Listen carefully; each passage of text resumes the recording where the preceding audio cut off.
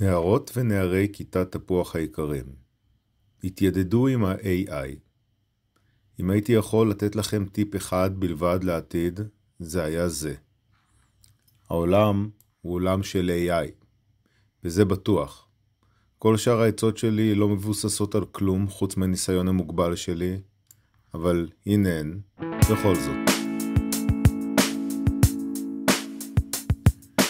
תהנו מהכוח והיופי של הנעורים שלכם. או בעצם, לא חשוב.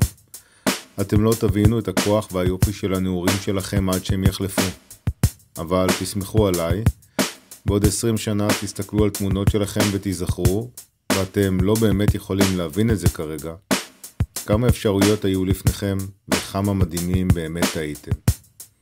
אתם לא שמנים כמו שאתם חושבים. אל תדאגו לגבי העתיד, או שתדאגו, אבל תדעו שדאגה מועילה לפתרון בעיות בערך כמו לעיסת מסטיק לחקר פונקציות. הבעיות האמיתיות בחיים שלכם הם כנראה דברים שאתם לא מעלים בדעתכם עכשיו, בזמן שאתם עסוקים בדאגות אחרות לגמרי. תעשו משהו שמפחיד אתכם כל יום.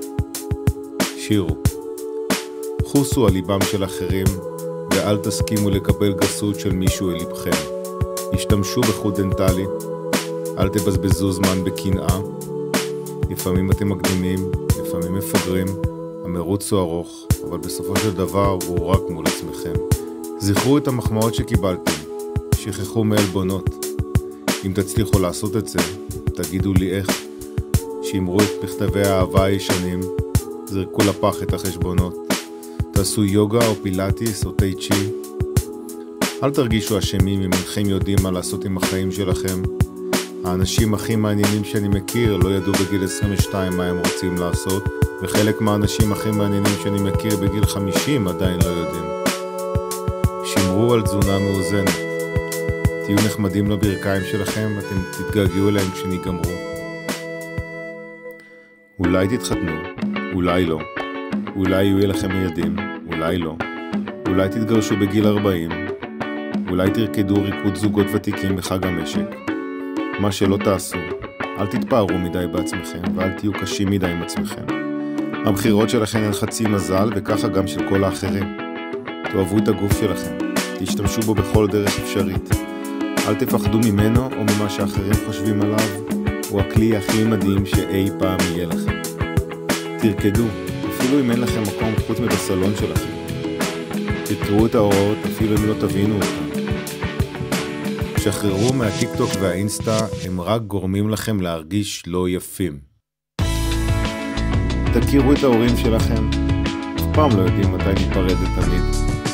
תהיו נחמדים לאחים ולאחיות שלכם, עם הקשר הכי טוב שלכם לעבר, ואנשים שסביר להניח יישארו איתכם בעתיד. חברים באים והולכים, אבל יש בתוכם את אלו העיקרים במיוחד, שמרו עליהם.